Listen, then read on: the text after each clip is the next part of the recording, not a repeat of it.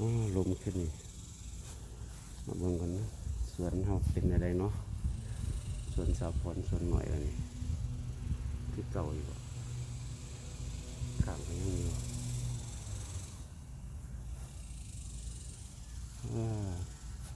เครือติลงมาแล้วมักแตง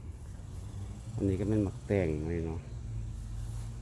แตงนี่สิใหญ่เงาเติบละ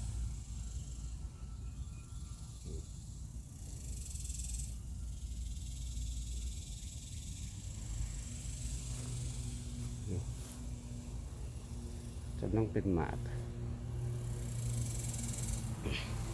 จับเครือที่ขึ้นกันพัดลงมาลุมเลยเท้าขึ้นถึงนะ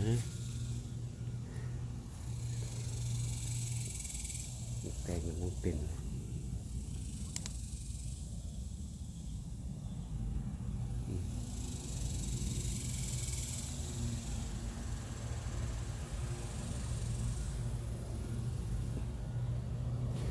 ลมขึ้นแห้งๆนะ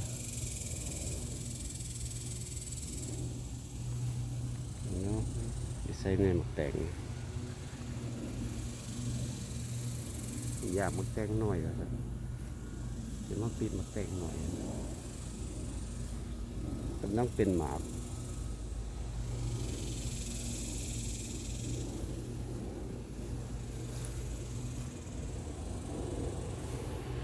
เป็นหมักผักใส่เนาะ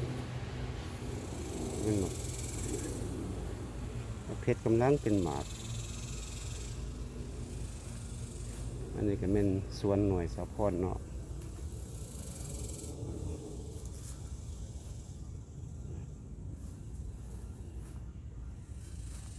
เป็นพักอีตูตัวนี้จะน้อยสิได้ปิดอันนี้เอาครั้งนี่ก็นานสวใหม่ว่าท่านใดอันยังมาปลูกเถอะมีแต่ต้นมะเขืออยู่ที่2 ต้นมันต้องออกดอกต้องออกหมาก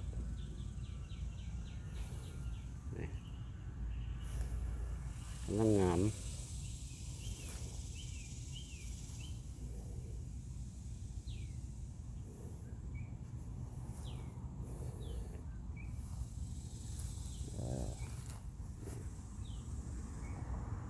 เพชรมันสิปิดหมักแตงหน่อยเพิ่นกินจักหน่วยกันจัก2 หน่วยเพิ่นอยากหมักแตงหน่อย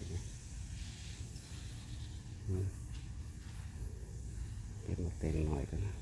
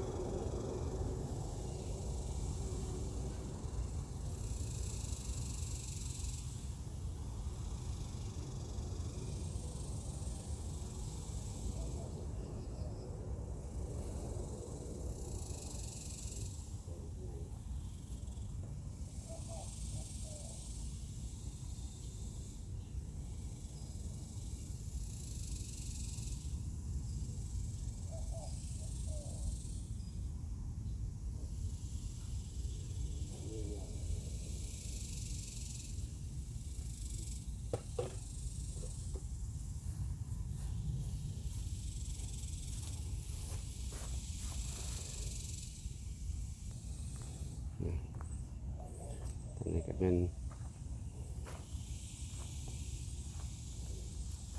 นี่มักทั่วพุ่มเนาะมันต้องขึ้นทั่วพุ่ม ซีงัวสิเราเหนียวเก็บไปเหนียวแล้วอันนี้ก็แม่นผักสะแงะเนาะใส่แกงหน่อไม้นี่แซ่บสะแงะนี่แต่ที่เชียวเหนียวมันเอาในมันไว้เพชรโอ้ยเหี่ยวเสียววัดลมมาขึ้นลมแหงขนาดนี้สินไทย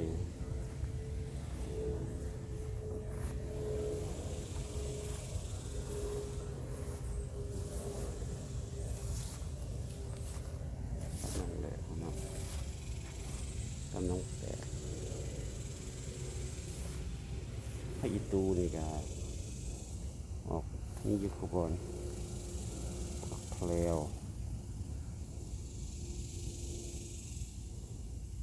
นอกจากทางนี้ก็มันทูนปลูกทูนแตง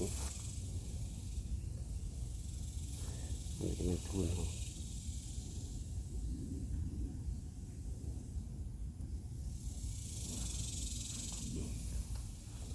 ต้นจีโหดเนาะปลอดภัยลมเป็นไง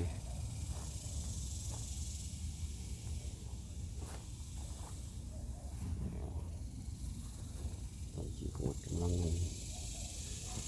ต้นดอกจำปากำลังออกดอกเด้อเนี่ยมีผักชี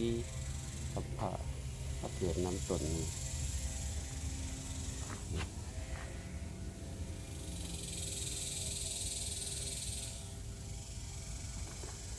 ต้นหัวเท้า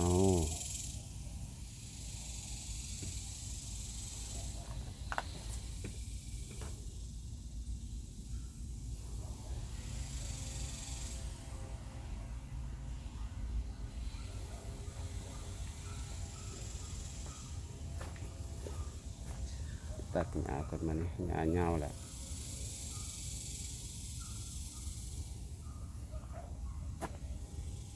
โอเค